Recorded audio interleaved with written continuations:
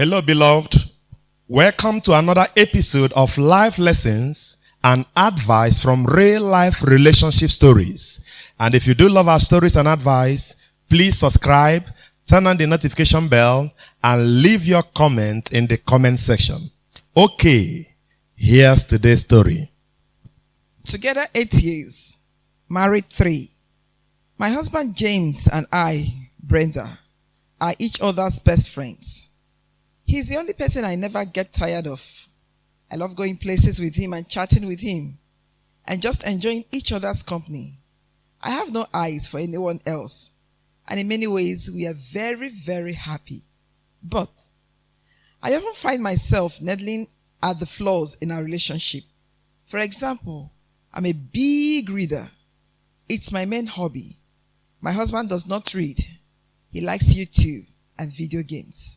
Those things are fine, but I often find myself judging his hobbies and at times getting resentful that I can never talk about books with him, never really share the aspect of myself. Instead, I share it with strangers on the internet or the few friends I have. The other thing I often overthink is our sex life or lack thereof. We have sex infrequently, and that has been a constant in our relationship. Honestly, it is not a huge issue. We both have simply lost interest in it over time. But I often find myself wondering why I don't crave sex with him. What I'm missing that other couples seem to have, etc. All in all, I think we have a great relationship and he has so many irreplaceable qualities. But instead, I find myself fixating on these small, minor flaws. How can I focus on what's good? Yeah. My husband actually does ask me to tell him about what I read, etc. And sometimes I do, but I don't enjoy these conversations. To me, it's a reminder that there is this gap between us. I don't want him to read everything I read, but I guess I daydream about him picking up a book I like and saying, I checked this out since you recommended it. I'm sure he wishes I'll do that with video games too, so I understand. We have spoken quite a bit about our sex life. On paper, we both want more sex. But in reality, we often let life get in the way. It's clearly not a priority to us. And part of me just wants to let that go and accept that we are a low libido couple. And part of me wants to fight harder.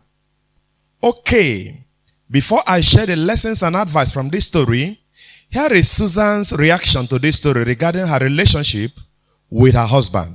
She said, I'm going to zero in that you can only talk to people online or your few friends about your interests. Sex life aside, is it possible you're expecting too much from your partner? A spouse can be everything to us, even though sometimes media, etc. tells us different. I think it's just too much for one person. My spouse and I have very different interests, and as a result, I've always had vastly different but occasionally overlapping circles. He doesn't always get my artsy, literally, boho friends. And I don't always get his woodworking, hunting, fishing friends. That's largely fine. We do have our worldview in common and common goals. And we genuinely love each other. And our differences kind of spice up the relationship and push us to try things we wouldn't have tried otherwise. You do need to respect the other person's interests, though. We all have interior prejudices and snobberies. And I'll challenge you to address those within yourself regardless. The second thing is, it sounds like you're lonely and a new partner likely isn't the solution to that, nor is it dating. I know it's hard right now, but have you tried getting out there, participating in activities where you meet like-minded people to be friends with? A writing workshop, a book, a club, an art class. It's worth a try because if you expect everything from one person, in my experience, you will be disappointed. To the sex thing, shadow sex is taboo for some reason, especially in young people. But it's often the solution for long-term relationships where you're both still attracted but can't find the time. This is another interesting submission from Linda. My husband and I don't have many common interests. We both like volunteering and are busy with our communities. But the actual thing we are involved in is very different. I know enough about his interest to listen to him, talk about what's happening, and follow the major players. I'm excited for his successes and there for him in his struggles. He does the same for me. Our work is totally different as well, but our values are the same. We value creating community. We value bringing people together. We value going out and doing the stuff we want instead of waiting for someone else to do it. We are both busy, so we make time for each other, but we are both away a lot with our own activities. We both like being busy with our stuff, and we're excited to see each other when we are back together. Your partner doesn't need to be everything. You have to pay attention on what you can get from only your partner and what you can get elsewhere. So, I don't need my husband to share all my interests because I can find lots of people who do. I don't need him to be 100% of my support, but I need him to be a support. I don't need him to be my partner in my social life.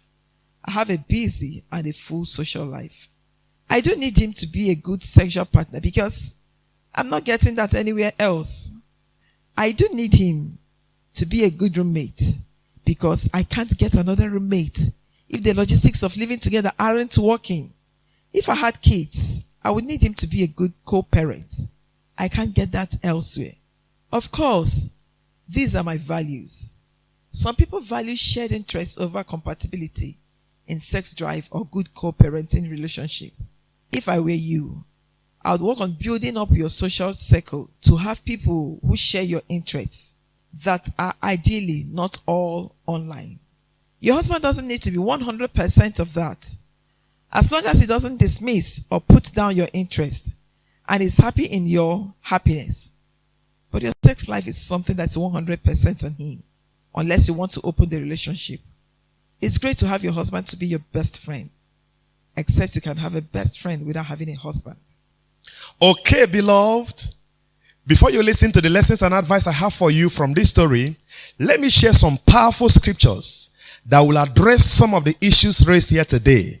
And please stay to the end as I will share a real life story of how a woman who never had any sexual intimacy with her husband for almost 3 years got it revived and started craving for more.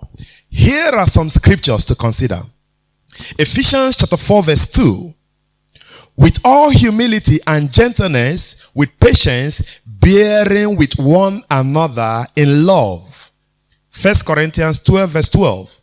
For just as the body is one and has many members, and also the members of the body, though many, are one body, so it is with Christ. Finally, 1 Corinthians 7 verse 1 to 5. Now concerning the things of which you wrote to me, it is good for a man not to touch a woman. Nevertheless, because of sexual immorality, let each man have his own wife, and let each woman have her own husband. Let the husband render to his wife the affection due her, and likewise also the wife to her husband. The wife does not have authority over her own body, but the husband does. And likewise, the husband does not have authority over his own body, but the wife does. Do not deprive one another, except with consent for a time, that you may give yourselves to fasting and prayer, and come together again, so that Satan does not tempt you because of your lack of self-control. I have divided this video into parts to prevent it from being too long. I shared this story's most important lesson and pieces of advice in part 2 of this video. Where are your thoughts, beloved? Please share in the comment section. If you'd like to see more of my videos, please subscribe and turn on the notification bell so you'll be notified each time I upload a new video. Thanks and God bless you. See you in my next video.